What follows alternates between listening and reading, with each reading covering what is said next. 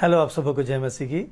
आज फिर सुबह भोर की आराधना में परमेश्वर के साथ हम मिल रहे हैं, भेंट कर रहे हैं और परमेश्वर आज हमारे लिए क्या लाए हैं हम इस बात को सुनते और देखते हैं। क्योंकि आज एक विशेष वचन मुझको मिल रहा है।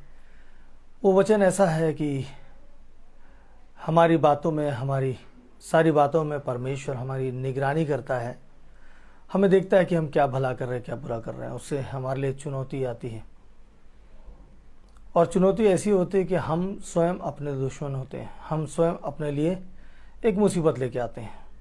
होता यह है कि हम जैसे देखते हैं वचन में दूसरा सामुएल उसका 24वां अध्याय, और उसमें हम जब देखते हैं कि दाऊद के द्वारा जनगणना कराया जाता है, राजा दाऊद के द्वारा जनगणना कराया जाता है। और वो जनगणना परमेश्वर की ओर से उभारा तो गया था, लेकिन इसराइलियों की गलतियों के कारण वो बार बार गलतियां करते थे। बार बार परमेश्वर उनको संभालता, सुधारता था, लेकिन फिर भी वो गलतियां करते थे और उस परमेश्वर के विरुद्ध में खड़े हो जाते थे।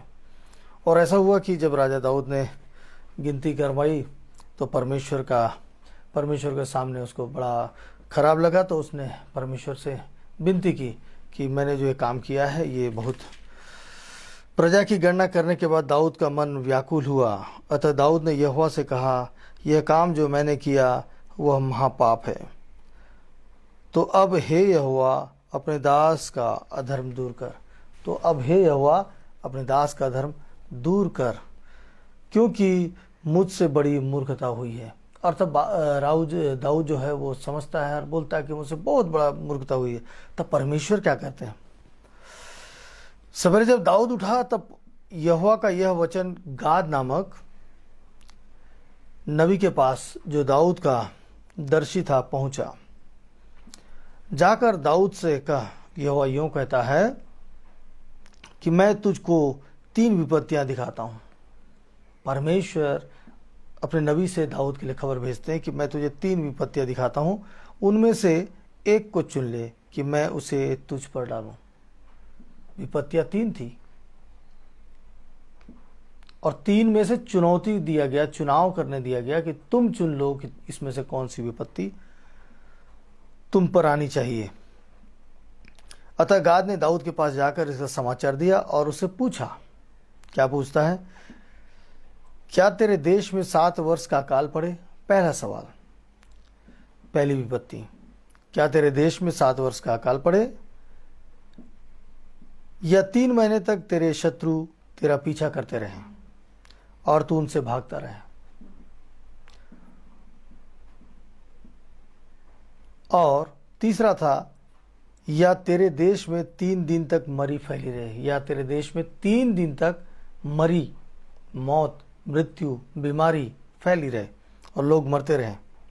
अब सोच विचार कर कि मैं अपने भेजने वाले को क्या उत्तर दूं। और जब नबी बोलता है कि तू सोच विचार करके बता दे कि मुझे भेजने वाले परमेश्वर यहोवा को मैं क्या उत्तर दूं। दाऊद सोचता है। सोचने के बाद दाऊद ने गाद से कहा, मैं बड़े संकट में हूं, हम यहोवा के हाथ में पड़े हैं। दाऊद समझ जाता है कि मैं संकट में हूं, तो बोलता है कि मैं बड़े संकट में हूं, क्योंकि हम जो है यहोवा के हाथ में पड़ चुके हैं। क्योंकि इसकी दया तो बड़ी है, परंतु मनुष्य के हाथ में मैं ना पड़ूंगा। यहोवा की दया बड़ी है, इसलिए मैं मनुष्य के हाथ में नहीं पड़ना चाहता, मैं परमेश्वर के हाथ में ही पड़ना मेरे लिए उचित होगा। तब यहोवा इसराइलियों में सवेरे से ले ठहराए हुए समय तक मरी फैलाए रहा, और दान से लेकर बेरशेबा तक रहने वाली प्रजा में से 70,000 पुरुष मर गए। 70,000 पुरुष मर गए। परंतु जब दूत ने यरूशलेम का नाश करने को उस पर अपना हाथ बढ़ाया, तब यहोवा वो विपत्ति डालकर शोकित हुआ और प्रजा का नाश करने वाले दूत से कहा, बस कर, अब अपना हाथ खींच। यहोवा का दूत उस समय और अरोना नामक एक यबूसी के खलिहान के पास था। जब प्रजा का नाश करने वाले दूत दाऊद को दिखाई पड़ा, तब उसने यहोवा से कहा, देख, पाप तो मैं ही ने किया और कुटिलता मैं ही ने की है, परंतु इन भेड़ों ने क्या किया है, इसलिए तेरा हाथ मेरे और मेरे पिता के घराने के विरुद्ध हो। दाऊद समझ गया। दाऊद उस दूत को देखता है, दर्शन करता है, समझ जाता है, और वो देखता है 70,000 पुरुष, मतलब महामारी फैल गई, लोग मर रहे हैं। उस राजा के राज्य में सारे लोग मर रहे हैं, मृत्यु पे मृत्यु, मृत्यु पे मृत्यु, 70,000 की मृत्यु उस राज्य में। कितनी बड़ी बात है। वो मृत्यु को देखकर, जब वो दूत को देखता है कि परमेश्वर, जब वो उस दूत को उसको दिखाते हैं और परमेश्वर ने आज्ञा दिया कि नहीं अब बस कर, तो वो दूत जब रुकने को लगता है, ये दाऊद जो है राजा, ये वहाँ पहुँचता है और वहाँ जाकर वो बोलता है, माफ़ी मांगता है, बोलता है इनकी क्या गलती है, गलती तो मैंने किया है, इसलिए इसकी सज़ा जो है मुझको मिले। हम अपने आप को स्वयं जब तक दोषी ना समझेंगे, जब तक हम अपने आप को नहीं गिनेंगे, तो हम अपने साथ अपने लोगों को विपत्ति में डालते हैं। हम सब डालते हैं, और ये कोई नई बात नहीं है, सारे लोगों के जीवन में है। एक बार क्या होता है, कहानी है आज की, फिर कहानी। एक बार ये होता है कि एक ऑफिस में, जब सब अपने ऑफिस में ड्यूटी में पहुंचते हैं, तो उनके टेबल में एक पेपर चिपका मिलता है कि जो आपके तरक्की में बाधा है, जो आपकी तरक्की में बाधा है, जिसने आपकी तरक्की में बाधा लगा कर रखा था, उसकी मृत्यु हो चुकी है। जो आपकी उन्नति में बाधा लगा कर रखा है, उसकी मृत्यु हो चुकी है। और आज 11 बजे उनके लिए हम एक मौन कार्यक्रम रखे हैं, श्रद्धांजलि का कार्यक्रम रखे हैं। आप सब उस हॉल में, मीटिंग हॉल में, कम्युनिटी हॉल में पहुंच जाइए 11 बजे, ठीक 11 बजे। और पूरे ऑफिस के कर्मचारी वहां पहुंचते हैं। सब में चर्चा का विषय होता है, सब में कौतूहल होता है कि आखिर ऐसा कौन व्यक्ति जो हमारे प्रमोशन के लिए, हमारी तरक्की के लिए, हमारी उन्नति के लिए बाधा बना हुआ है। और उस विचार को एक दूसरे से चर्चा करते हैं, और उसका चलो समय हो रहा है, हम चलते हैं। वहाँ पहुँचते हैं, वहाँ पे भी यही चर्चा होती रहती है, कौन है, किसकी मृत्यु हुई है, किसकी मृत्यु हुई है। और जब समय होता है, और जब सब वहाँ पे, जब सबको देखने, सबसे पहले देखने का मौका मिलता है, तो उस कफन को, कफन बॉक्स को के पास लाइन से जब लोग आना शुरू होते हैं, और पहले देखेंगे, उसके बाद मौन करेंगे, तब जब जो देखता है वो स्तब्ध रह जाता है। उस कफन को हटा हुआ देखकर स्तब्ध रह जाता है।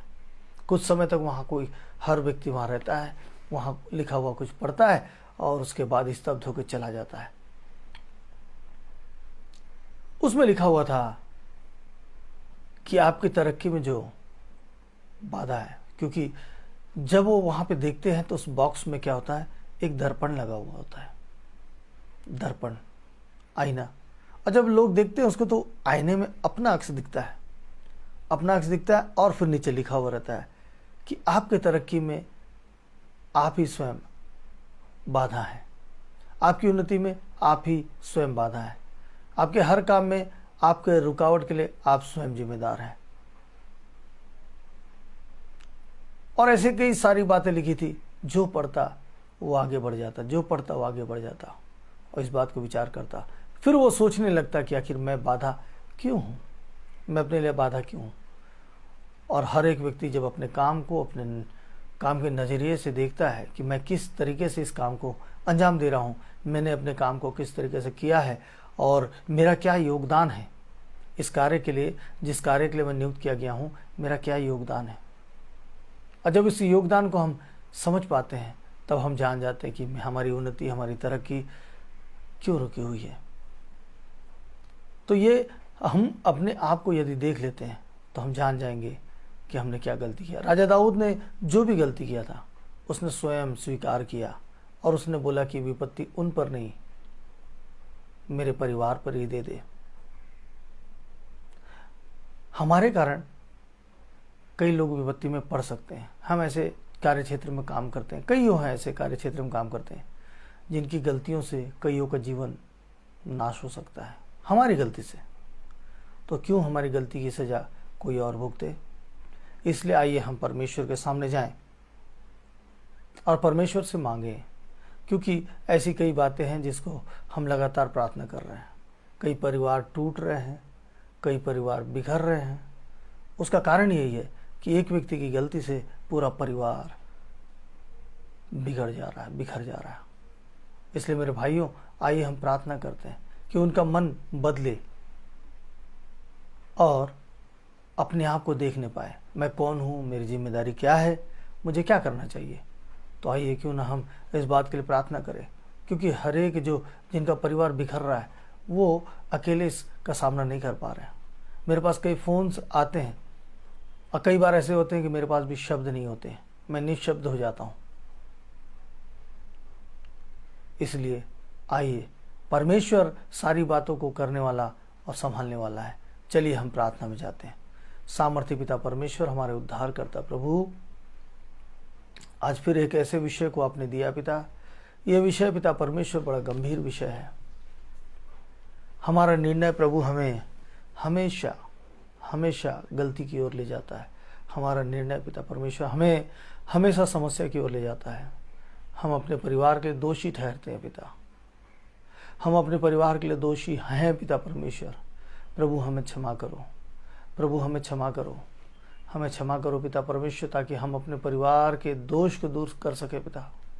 प्रभु, हमारी गलती के कारण हमारे पास चुनौती आती है कि तुम्हारे पास तो मैं विपत्ति भेजता हूँ, मगर चुनाव कर लो कि तुम्हें कौन सी विपत्ति चाहिए, क्योंकि हमने तो विपत्ति को चुना, हमने आशीष को नहीं चुना। और ये हमारी गलती है, क्योंकि हमने संसार को चुना, आपकी आशीष को हमने नज़रअंदाज कर दिया पिता। प्रभु मेरे पिता, आज हमारी आंखों को खोलो, एक बार दया करो पिता परमेश्वर, एक बार सहायता करो पिता परमेश्वर, एक बार मदद करो मेरे प्रभु यीशु मसीह। एक बार ऐसा मौका मिले पिता परमेश्वर कि हम आपकी सहायता में हम आगे बढ़ जाएं पिता परमेश्वर। एक बार मौका मिल जाए पिता परमेश्वर। हालेलुया, स्तुति हो पिता। पवित्र स्वामी दया करने वाले पिता परमेश्वर, आपने आज तक हमारी विनती और प्रार्थना को सुना है मेरे पिता परमेश्वर। हालेलुया पिता, अभी भी हमारी विनती प्रार्थना को सुने, ग्रहण कीजिए। धन्यवाद प्रभु, आपने प्रार्थना को सुना, आपके पवित्र मीठे नाम से मांगता हूँ, आमीन आमीन आमीन। आज हमने ऐसी प्रार्थना को किया है और हम समझते हैं कि हम अपने ऊपर से विपत्ति को दूर कर रहे हैं।